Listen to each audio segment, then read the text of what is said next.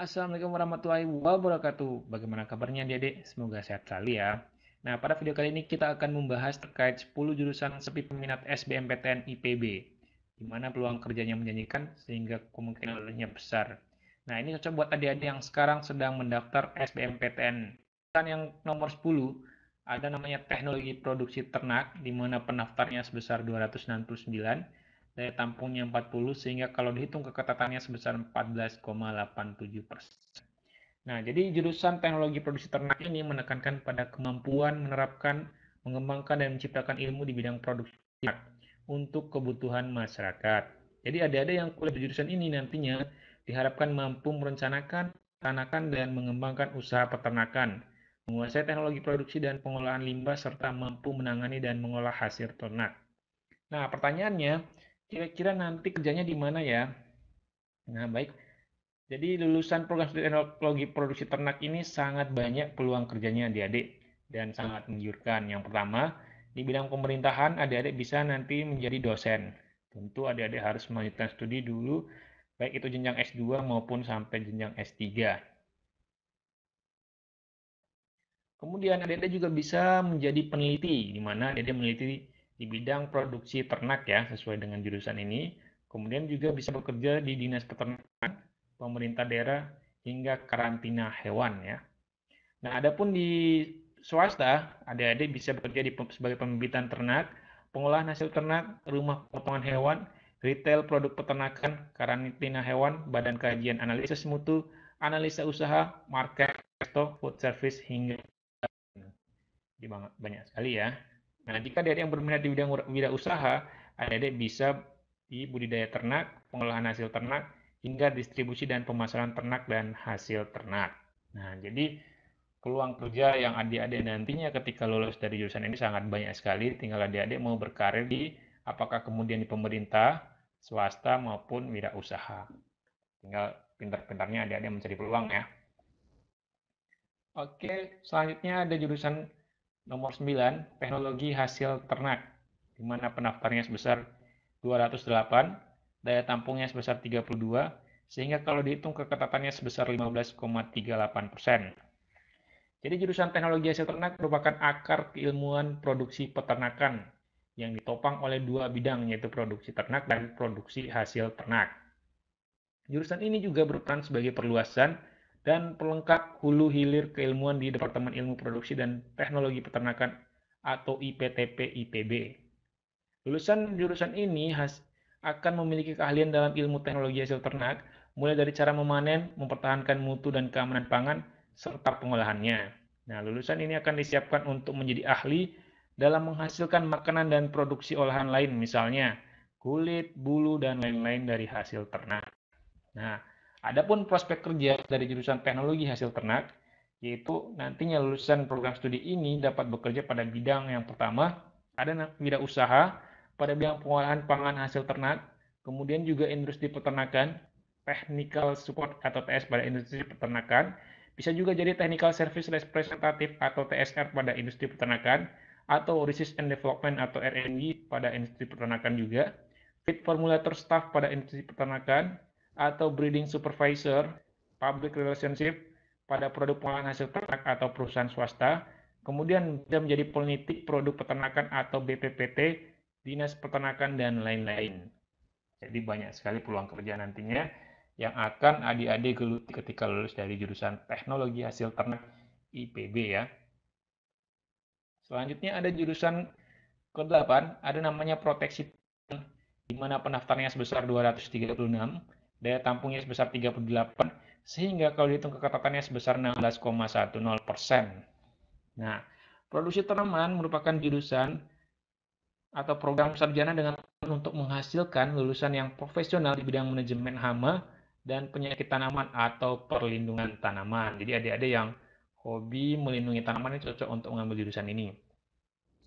Nah, adapun peluang kerja yang adik-adik nantinya bisa geluti ketika lulus dari jurusan proteksi tanaman, adik-adik bisa bergelut di bidang atau di perusahaan agribisnis, kemudian juga perusahaan pengendalian hama, bisa juga menjadi konsultan perlindungan tanaman, dan adik-adik juga berkesempatan untuk menjadi dosen, di mana adik-adik perlu untuk melanjutkan studi S2 bahkan S3 dulu ya. Kemudian selain itu, adik-adik juga bisa berkarir di perusahaan agrokimia atau pestisida, bisa juga menjadi wirausaha bidang agribisnis dan agrokimia, dan adik-adik juga bisa menjadi peneliti di bidang proteksi tanaman, dan bisa bergelut di LSM dalam bidang lingkungan hidup, atau pegawai negeri dalam lingkungan pertanian, misalnya banyak sekali buka peluang di Kementerian Pertanian dan Kehutanan ya. Jadi tinggal dipilih saja atau mana kira tempat kerja atau peluang kerja yang menjanjikan dan berpeluang untuk adik-adik nantinya geluti ketika lulus dari jurusan proteksi tanaman IPB ya. Oke, selanjutnya jurusan nomor 7 ada namanya Teknologi dan Manajemen Perikanan Budaya, di mana pendaftarnya sebesar 291, daya tampungnya sebesar 48, sehingga keketatannya sebesar 16,49%. Secara umum, jurusan ini membahas dari hulu ke hilir sistem perikanan, khususnya budidaya perikanan, mulai dari teknologinya, desainnya, mesinnya, sampai ke manajemennya hingga pemasaran. Ekspor dan importnya. Buat adik-adik yang hobi field trip, sangat cocok mengambil jurusan ini. Nah, siapa nih yang hobi jalan-jalan? Apalagi jalan-jalannya di pantai ya, di pulau dan lain sebagainya. Ini cocok untuk jurusan ini karena praktikumnya 50% di lapangan. Jadi adik-adik sambil trip, sambil mengumpulkan data yang dibutuhkan. Menarik bukan? Nah, siapa nih yang hobi ke Labuan Bajo misalnya atau ke Lombok atau di pulau-pulau lain yang indah di Indonesia sambil adik-adik menjalankan praktikum di jurusan Teknologi dan Manajemen Perikanan Budaya. Nah, pertanyaannya, nanti kira-kira kerjanya di mana, Kak? Jadi sangat banyak ya peluang kerjanya. Yang pertama, adik-adik bisa bekerja di perusahaan perikanan.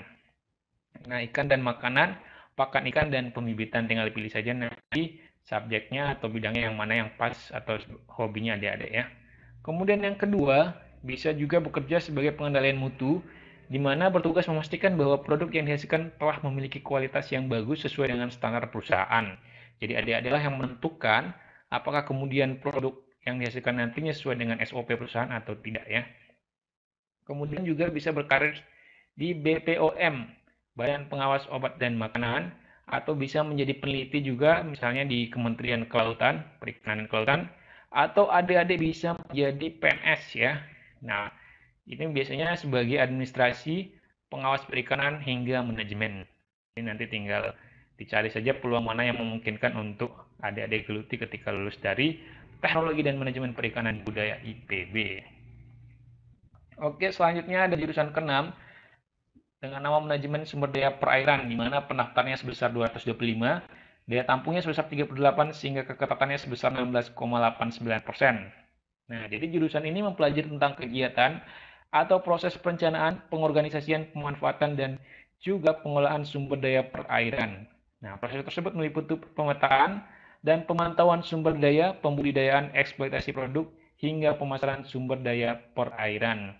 Nah, atau dengan kata lainnya, nanti adik-adik akan mempelajari segala hal yang berkaitan dengan sumber daya perairan, misalnya seperti laut, lingkungan sekitar, hukum-hukum yang berkaitan, dan juga sosial kemasyarakatan.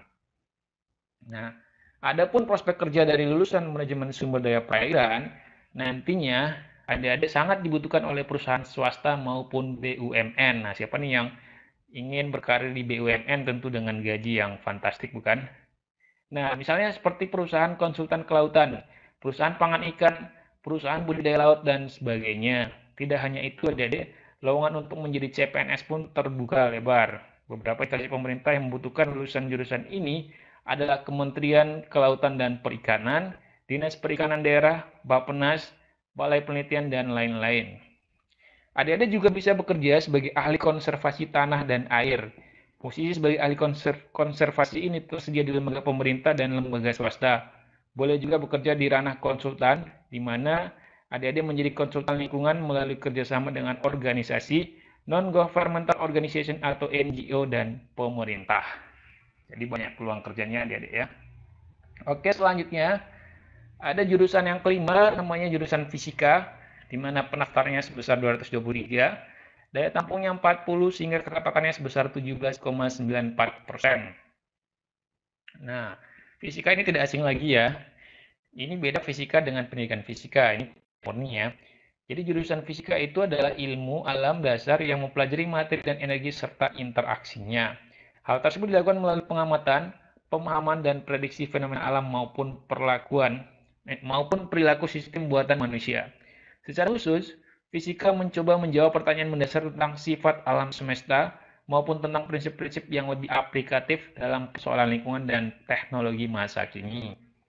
Nah, adapun prospek kerjanya nantinya ketika adik-adik lulus dari jurusan Fisika IPB, adik-adik bisa menjadi tenaga pengajar atau pendidik, baik itu guru atau bahkan dosen. Tentu dosen harus kualifikasi S2 atau S3 ya. Kemudian, adik-adik juga bisa bekerja di instansi pemerintahan, misalnya menjadi PNS atau ASN melalui P3K ya sekarang ya. Nah, misalnya di Lembaga Ilmu Pengetahuan Indonesia atau LIPI. Bisa juga di Lembaga Penerbangan dan Antariksa Nasional atau LAPAN, Badan Meteorologi, Klimatologi, dan Geofisika atau BMKG, hingga Badan Lembaga Atom Nasional atau BATAN. Tinggal dipilih nanti adik-adik lebih concern ke yang mana seperti itu ya. Kemudian, selain itu adik-adik juga bisa bekerja di perusahaan perminyakan atau pertambangan sebagai field engineering, site engineering, research and development, quality assurance atau quality control di perusahaan seperti Pertamina, Petronas, dan sebagainya. Kemudian, adik-adik juga bisa berkarir di farmasi ya, di mana adik-adik bisa menjadi analis atau peneliti di laboratorium.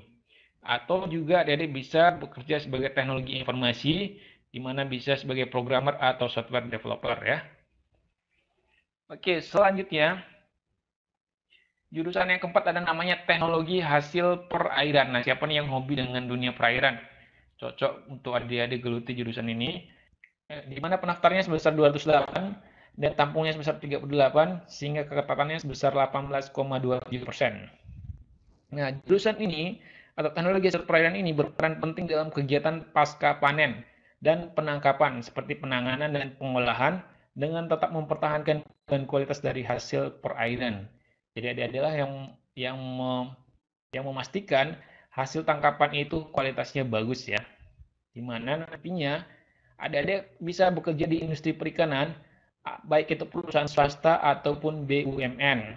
Bisa juga di instansi pemerintahan atau tenaga pengajar atau bisa juga menjadi wirausahawan. Jadi banyak sekali masyarakat saat ini yang bergelut di wirausahaan dan sukses ya. Oke, selanjutnya jurusan yang ketiga ada namanya teknologi dan manajemen perikanan tangkap di mana pendaftarnya sebesar 187, daya tampungnya 38 sehingga keketatannya sebesar 20,32%. Nah, jurusan ini mempelajari beberapa hal yang bersumber dari berbagai disiplin ilmu. Selain itu, adik-adik juga dapat mempelajari tingkah laku ikan, mengenali berbagai macam bentuk alat tangkap. Adik-adik juga dapat mendesain sendiri kapal, seperti apa yang adik-adik inginkan, dan praktekkan secara langsung. Lalu, adik-adik juga dapat mempelajari permasalahan-permasalahan terkini mengenai hukum laut dan sebagainya. Adapun prospek kerjanya, nanti adik-adik bisa berkarir sebagai tenaga pendidik, sebagai anggota KP, Kementerian Kelautan dan Perikanan, di BUMN, perusahaan swasta, supervisor, pengusaha, kantor pelabuhan, hingga bekerja di bank. Jadi banyak sekali peluangnya ya. Oke, selanjutnya ada jurusan nutrisi dan teknologi pangan, di mana daya tampungnya sebesar 60, pendaftarnya 282, sehingga keketatannya sebesar 21,28%. Nah, jurusan ini adik-adik nantinya akan mempelajari tentang ilmu dan teknologi peternakan yang berfokus pada nutrisi dan makanan ternak untuk bidang peternakan. Adik-adik juga akan mempelajari bagaimana meningkatkan kualitas peternakan dengan menyuplai nutrisi dan makanan yang baik untuk hewan ternak agar dapat menghasilkan produk-produk hasil ternak yang berkualitas. Nantinya adik-adik akan diarahkan untuk mengetahui dan memproduksi bahan-bahan pakan dengan kualitas tinggi yang sesuai dengan kebutuhan nutrisi dan aman dikonsumsi hewan ternak serta ramah lingkungan. Nah, ini yang hobi dengan dunia peternakan cocok ya ngambil jurusan ini, di mana nantinya adik-adik bisa bekerja di Departemen Pertanian, bekerja di bagian pengolahan pakan ternak, industri peternakan, perbankan dan koperasi, produksi pakan, konsultan pakan dan gizi pada suatu perusahaan. Baiklah, yang jurusan yang pertama yaitu namanya ilmu komputer, di mana pendaftarnya sebesar 157, daya tampungnya 48, sehingga kekertatannya sebesar 30,57%. Jadi, jurusan ilmu komputer merupakan jurusan yang identik dengan komputer programming. Nah, ini cocok buat adik-adik yang hobi di dunia komputer ya. Nah, adik-adik akan dibekali keterampilan menyusun algoritma dan programming untuk mengembangkan sebuah aplikasi maupun sistem perangkat lunak. Jadi pada dasarnya adik-adik akan belajar bagaimana cara agar komputer mampu melakukan berbagai hal yang diinginkan penggunanya. Di jurusan ini, ide-ide kreatif adik-adik bisa diwujudkan apalagi di dunia informasi digital yang semakin tak terbatas ini. Jadi sekarang kan zamannya digital ya, serba digital. Jadi cocok nih buat adik-adik yang hobi komputer, kemudian hobi di dunia digital ya. Nah, adapun prospek kerjanya, nanti seluruh sektor membutuhkan lulusan ilmu komputer agar dapat bertahan dan bersaing di era revolusi info ya. Jadi berbekal keilmuan yang adik-adik pelajari nantinya di bangku perkuliahan, lulusan ilmu komputer mempunyai nilai jual yang patut dibanggakan. Gak heran kalau adik-adik nantinya jenjang karirnya yang ditawarkan sangat bervariasi. Nah, misalnya nih, jurusan ini bisa bekerja sebagai pengusaha di bidang digital, teknisi game, teknisi jaringan, desainer game, developer aplikasi dan software, tenaga komputerisasi hingga pendidik atau sebagai guru nanti di SMK ya yang cocok dengan jurusan ilmu komputer. Nah, itulah adik-adik 10 jurusan lebih peminat di IPB, Institut Pertanian Bogor, dan peluang kerjanya menjanjikan. Sehingga mudah-mudahan ketika adik-adik ngambil jurusan ini, peluangnya masuk ke IPB sangat besar, dan juga peluang untuk kerjanya sangat menjanjikan. Semoga video ini bermanfaat. Jangan lupa like, komen, dan subscribe. Kakak doakan semoga adik-adik mampu tembus atau kuliah di kampus impian selama ini. Demikian, wassalamualaikum warahmatullahi wabarakatuh.